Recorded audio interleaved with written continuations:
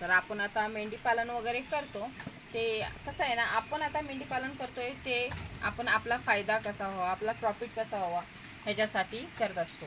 पण पहिलीची जी लोक मेंढी पालन वगैरे करायची त्यांचा जो दृष्टिकोन होता ह्या मेंढी पालनाकडे बघायचा तो म्हणजे कसं आहे की आपला स्वतःचा पण त्या मेंढी पालनात राखला पाहिजे आणि निसर्गाचा समतोल पण राखला पाहिजे.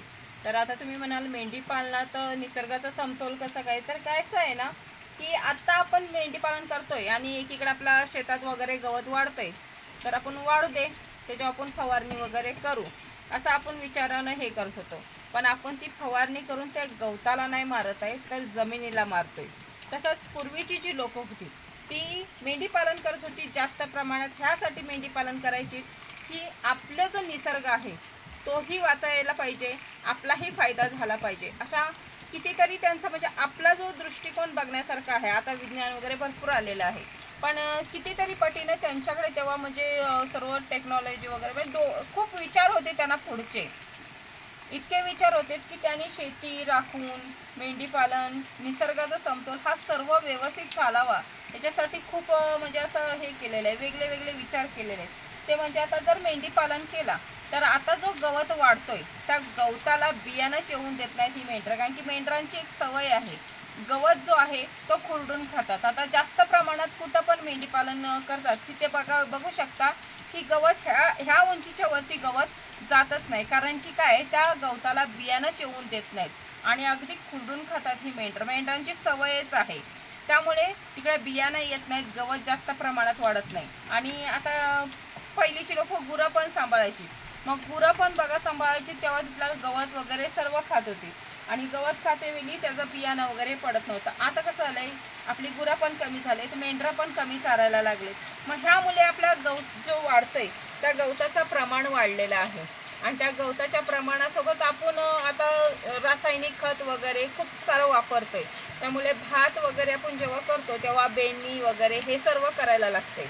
पहिल्याचं तसं नव्हतं. पहिल्याचं ह्याना जिथं बसवायची आता ही मेंढी वगैरे बघा वावरातनं वगैरे बसवतात, तिथं काय होतं ते गवत खातात, त्या गवताला बियाणं पण येऊन देत नाही आणि त्याच्यासोबत त्यांचा खत वगैरे तिथं पडतो, त्याच्यामुळे आणि चांगला भात वगैरे पिकतो. मग आता तसं नाही, आता आपण रासायनिक खत फवारतोय, बेणी वगैरे करतोय, हे सर्व आपण वेगळ्या दृष्टीने करतोय. पण त्यावेळेला माणूस निसर्गात होता जेव्हा आपलं मोकळं रान असतं चारायला वगैरे, त्या मोकळ्या रानात सुद्धा बघा मेंढरं सोडलं तर गवत वगैरे उगवत नाही आणि गवत वगैरे उगवत नाही त्याच्यामुळे काय होतंय तर डबल त्याचं बियाणं येतो ते बियाणंच येत नाही त्या गवताला, म्हणून तो डबल नवीने उगवत नाही. हे सर्व त्या पहिल्या माणसाला जुन्या माणसांना माहीत होतं. मग ह्यासाठी ती लोक जास्त प्रमाणात मेंढी पालन वगैरे करत होते. पूर्वीची जी लोक होती ते मेंढी पालनाचा जो त्यांचा हेतू होता तो वेगळाच होता. आता आपल्या तर काही तुम्हाला माहितीच आहे सर्वांना कशाबद्दल आहे, पण त्यांचा जो हेतू होता तो म्हणजे आपली शेती पण चांगली व्हावी आणि आपल्या मुले आपल्या निसर्गाला पण काही हानी होऊ नये हा त्यांचा खूप सारा हेतू होता. आताचा जो विज्ञान वगैरे आहे तो विज्ञान पहिल्याची जी पूर्वीची लोक होती त्यांच्या अभ्यासाचा कितीतरी पटीने कमी आहे. इतका त्यांचा अभ्यास होता म्हणजे आपल्याला असं वाटत होतं ते शिकलेले नाही आहेत वगैरे सर्व, पण खूप सारे त्यांच्याकडे आपल्या निसर्गाला वाचवण्यासाठी आपली शेती चांगली होण्यासाठी खूप काही असे त्यांच्याकडे उपाय होते.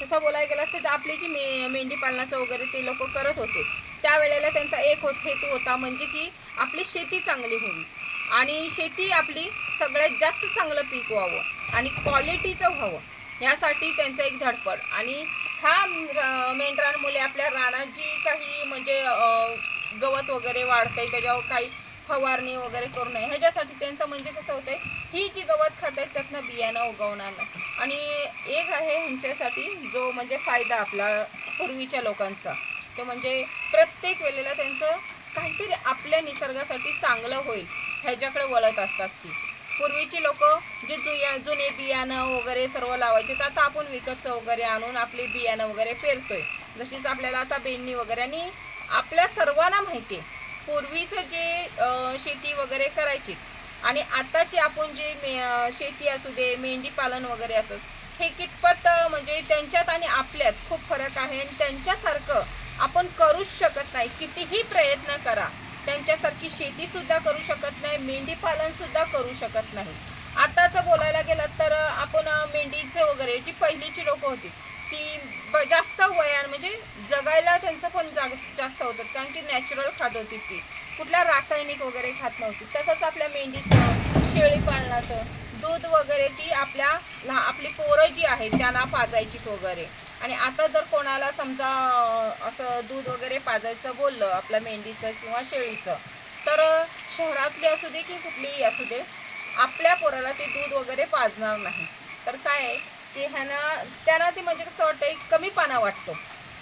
आणि हे कमीपणा वाटल्यामुळेच आपण ह्या दुधाकडे वगैरे वळत नाही. पण पूर्वीची जी होती ती आपल्या पोरांना मेंढराचं, शेळीचं दूध पाजत होती, आणि तेच खरं आपल्यासाठी म्हणजे चांगलं होतं. आणि हे आताच्या आपल्या पिढीला माहीत नाही आहे, पण पूर्वीच्या पिढीला हे सर्व माहीत होतं. नॅचरल खाणं, नॅचरल पिकवणं, ह्याच्यासोबतच त्यांची जी ताकद होती शरीरातली ही सुद्धा खूप स्ट्रॉंग होती. आता आपल्यात तेवढी हाय पण नाही. आता आपण जो मेंढी पालन वगैरे करतो तेव्हा आपण लसीकरण वगैरे करतो, तर कसं आहे ना की कुणी विचार केलाय की पहिलीची जी लोक मेंढी पालन वगैरे करत होती आपल्यापेक्षा कितीतरी पटीने ती मेंढी पालन वगैरे त्यांचं होतं, पण त्यांनी कधी लसीकरण वगैरे केलंय का, तर हा कोणी विचार केलाय. तर कसं आहे लसीकरण वगैरे हे आपण आणलेलं आहे. पूर्वी लसीकरण वगैरे असं काहीच नव्हतं, कारण की ती जी पिकवत होती, ती जी रानात वगैरे सोडत होती, तेव्हा त्यांना माहिती आहे की आपण कुठली निसर्गाला हानी वगैरे केलेली नाहीये, त्यामुळे आपण 100% हा गवत चांगला ह्या मेंढरांना घालतोय, त्यामुळे आपल्या मेंढरांना असं काही आजार वगैरे येणार नाही, हे सर्व त्यांना माहीत होतं. पण आपण आता जेव्हा मेंढी पालन वगैरे करतोय त्यामुळे आपण हा स्वतः लसीकरण आणलेलं आहे ह्या मेंढरांसाठी, कारण की आपण शेती वगैरे जे ह्यांच्यासाठी गवत वगैरे करवतोय, गवत वगैरे लावतोय, मका वगैरे सर्व आपण यांच्यासाठी करतोय, ते मात्र आपलं 100% सेंद्रिय नाही आहे, तर ह्याच्यात रासायनिक खताचा आपला वापर आहे. आणि हा एक भीती आहे की आपले जी रासायनिक खत ह्यांच्यासाठी गवतासाठी वगैरे वापरतोय त्या रासायनिक खतामुळे ह्यांना काही असा प्रॉब्लेम होऊ नये, जो ह्यांची म्हणजे प्रतिकार शक्ती वगैरे आहे ती त्या खतामुळे कमी वगैरे होऊ नये, ह्यासाठी आपण लसीकरण मी पण करते. माझी पण शेती जी आहे ह्यांच्यासाठी गवत वगैरे मी जे करते ते काही 100% मध्ये नाही आहे, तर थोडाफार का होईना मी रासायनिक खत हा वापरतेच त्याच्यासाठी, ह्याच्यात लाज वाटायची गरज नाही आहे. त्यामुळे मी ह्यांना 2 लसीकरण हे करतेच. पण जसे जास्त मेंढ्या आहेत, जास्त वगैरे असं गवत वगैरे स्टोअर करून वगैरे ठेवतात, ती मात्र कसं होतंय त्यांना सर्वच लसीकरण करायला लागतंय, कारण की आत्ताच्या आपल्या ही पिढी आहे ती सर्वजण रासायनिक खत वापरतात.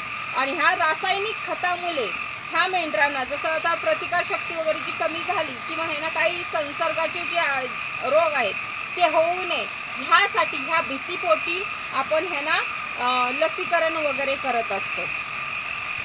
की आपला जो आता मेंढी पालनाकडे बघायचा जो दृष्टिकोन आहे आणि पूर्वीच्या जो लोकांचा ह्या मेंढी पालनाकडे बघायचा दृष्टिकोन आहे ह्याच्यात खूप सारा अंतर आहे.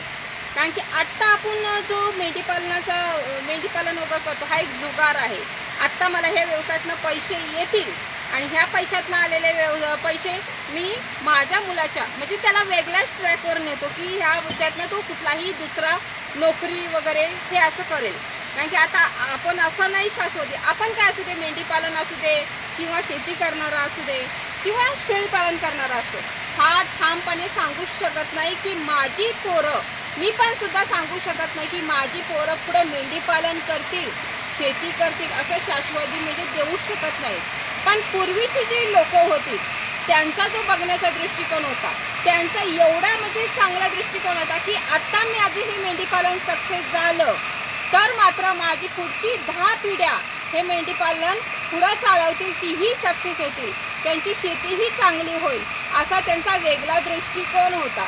पण आपला नाही. आणि ती सांगत होती तेव्हा की आमची पिढी, आमच्या पिढी आता जो व्यवसाय चालत आलेला आहे तसंच ती बोलत होती की आमची पोरं मेंढी पालन पण चांगला करणार, शेती पण चांगला करणार, हे सर्व सांगत होती. पण आता आपली जी पिढी आहे ती सांगू शकत नाही की माझी पोरं शेती करतील, मेंढी पालन करतील, कारण की आपण ह्यातनं फक्त तात्पुरती पैसे आपल्याला कसे येतील, समजा आले तर आला, आपला बिझनेस जो व्यवसाय आहे सक्सेस झाला तर झाला, नाहीतर आपण दुसरं काहीतरी करू. म्हणजे तात्पुरती एक जुगार केलेला आहे आपल्याला पैसे येण्यासाठी.